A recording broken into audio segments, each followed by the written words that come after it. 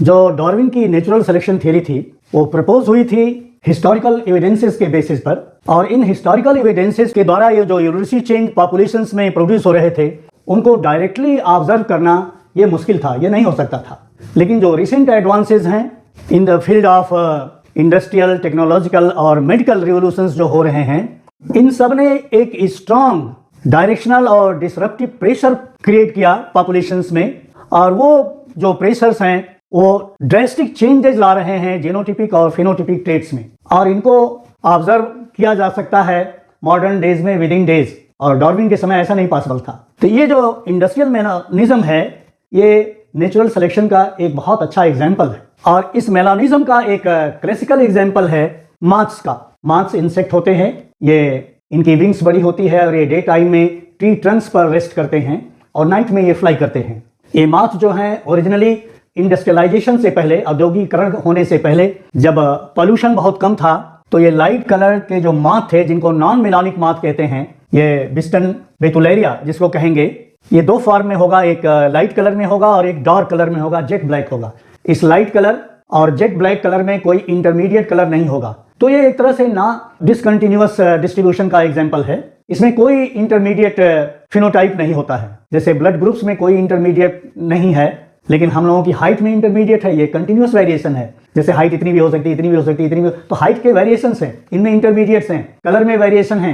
लेकिन ये जो इंडस्ट्रियल मिनरलिज्म है इसमें कोई वेरिएशन नहीं है, इसमें क्लियर कट डिमार्केशन है, या तो ये लाइट कलर्ड है या तो ये डार्क कलर्ड है। जैसे जैसे इंडस्ट्रियलाइजेशन बढ़ता गया फिर इनके फ्रीक्वेंसी या इनके नंबर पर भी प्रभाव पड़ता गया। 1850 से पहले जो लाइट कलर माथ थे वो बहुत ज्यादा थे, और जो ब्लैक कलर या जेट ब्लैक माथ थे, जो मिलानिक माथ थे, वो संख्या में बहुत कम थे। और ये जो मिलानिक माथ हैं या ब्लैक कलर के माथ हैं, वो ब्लैक कलर जो है वो एक जेनेटिक ट्रेट है, और ये जो ब्लैक इंडिविजुअल्स हैं उनमें एक डोमिनेंट एलील पाया जाता है, उसके कारण ये जो ब्लैक कलर के माथ जो हैं डेवलप होते हैं। जैसे जैसे इंडस्ट्रियलाइजेशन बढ़ता गया 1850 के बाद ट्रंक्स जो थे, ट्री ट्रंक्स जो थे वो डार्क होते गए, जो पोल्यूशन का सूट था, और उस सूट ने किल किया लाइट कलर्ड लाइकेंस को, जिसमें ये लाइट कलर्ड माथ अपने को डे टाइम में छिपाए रखते थे, और जो बर्ड्स इनकी प्रीडेटर थी उनसे अपने को बचाते थे। 1850 के बाद जो डार्क कलर्ड माथ थे या मेलानिक माथ थे उनके नंबर बढ़ते गए।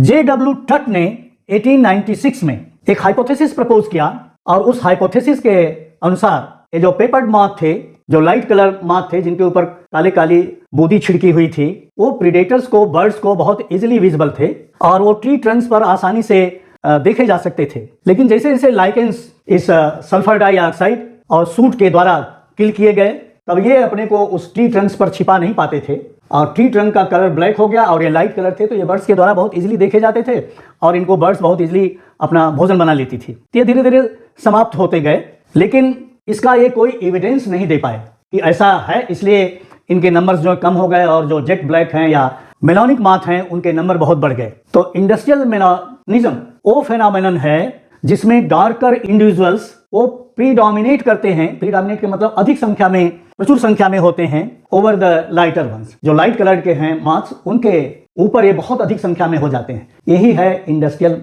मेलानिज्म। जब ट्रंक्स का कलर ब्लैक हो गया पॉल्यूशन के द्वारा, और जब लाइकेन समाप्त हो गए तो ये SO2 और सूट, सल्फर डाइऑक्साइड और सूट के द्वारा ट्रंक्स का कलर ब्लैक हो गया। तो ये जो ब्लैक कलर के माथ थे इनके नंबर धीरे धीरे इंक्रीज करने लगे, क्योंकि ये अपने को प्रीडेटर से बचा लेते थे, खाए नहीं जाते थे। लेकिन इसका कोई एविडेंस नहीं था। तो एक दूसरे ब्रिटिश इकोलॉजिस्ट थे जिनका नाम था बर्नार्ड कैटलवेल। उन्होंने 1950s में एक हाइपोथेसिस दिया कि उन्होंने इक्वल नंबर में लाइट कलर्ड माथ और ब्लैक माथ्स को दो अलग अलग सेट्स में रिलीज किया। एक सेट में लाइट कलर लिया और ब्लैक कलर माथ दोनों को लिया, और वो इंडस्ट्रियलाइज्ड एरिया में उनको रिलीज किया।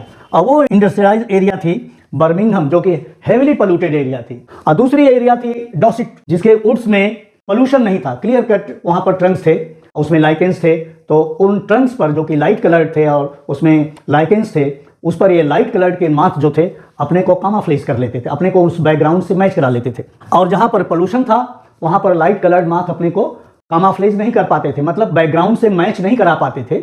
लेकिन जो ब्लैक कलर के माथ थे वो अपने को उसमें मैच करा लेते थे। तो रिजल्ट क्या आया, जो बर्मिंघम था वहां पर रिकैप्चर जब उन्होंने किया तो देखा कि 19% जो है लाइट कलर्ड मार्क्स मिले और 40% जो है डार्क कलर्ड मार्क्स मिले। मतलब यहाँ पर पोल्यूशन था, यहाँ पर ट्री ट्रंक्स ब्लैक थे, सल्फर डाइऑक्साइड और सूट के कारण लाइकेंस नहीं थे ट्रंक्स पर, तो ये जो डार्क कलर के मार्क थे अपने को बैकग्राउंड में कामाफ्लाइज कर लेते थे और बर्ड्स के द्वारा ये नहीं पकड़े जाते थे। लाइट कलर जो थे, ब्लैक पर लाइट जो है बिल्कुल विजुअल हो जाता था, तो ये बर्ड्स के द्वारा खा लिए जाते थे। और ठीक इसका रिवर्स वहाँ पर डॉसिट वुड्स में हुआ, जो कि अनपॉल्यूटेड था। वहाँ पर 12.5% जो है रिकैप्चर करने पर लाइट मार्क्स मिले और 6% डार्क मॉथ मिले। तो डार्क मॉथ, ये जो वुड थी वो अनपॉल्यूटेड थी, ब्लैक नहीं थी, ये लाइकेन इस पर थे, तो उसमें जो है अपने को ब्लैक कलर वाले छिपा नहीं पाते थे, कामाफ्लेज नहीं कर पाते थे, तो ये बर्ड्स के द्वारा खा लिए जाते थे। तो ये एक तरह का नेचुरल सिलेक्शन प्रोसेस था, जिसमें कि natural selection in the form of selective predation, इसमें सेलेक्टिव प्रिडेशन होता था, सेलेक्टिव सिलेक्शन होता था, और ये एक तरह से सेलेक्टिव प्रेशर का काम करता था डिस्ट्रीब्यूशन के ऊपर। किसके डिस्ट्रीब्यूशन के ऊपर? मेलानिक मतलब ब्लैक और non melanic forms of marks, जो कि नॉन मेलानिक थे या जो लाइट कलर्ड के मार्क थे उनके ऊपर। इसके बाद क्लीन एयर एक्ट आया 1956 में, जिसमें ये 1959 से बिगिन हुआ। इसमें मेलानिक फ्रीक्वेंसी बहुत अधिक ड्रॉप कर गई, 93% जो कि था 1959 में, उससे ड्रॉप होके ये आ गई 15% 1995 में। तो जब पोल्यूशन समाप्त हुआ तो ये बर्ड्स के द्वारा इनका सेलेक्टिव प्रिडेशन हुआ, ये बर्ड्स के द्वारा खाए गए, तो सेलेक्टिव प्रेशर इनके ऊपर इंक्रीज किया। प्रेशर आपको पहले बताया जा चुका है, सेलेक्टिव प्रेशर जो है एनवायरमेंट और फूड, ये दोनों, या पॉपुलेशन साइज, एनवायरमेंट और पॉपुलेशन साइज दोनों मिलकर सेलेक्टिव प्रेशर बनाती हैं।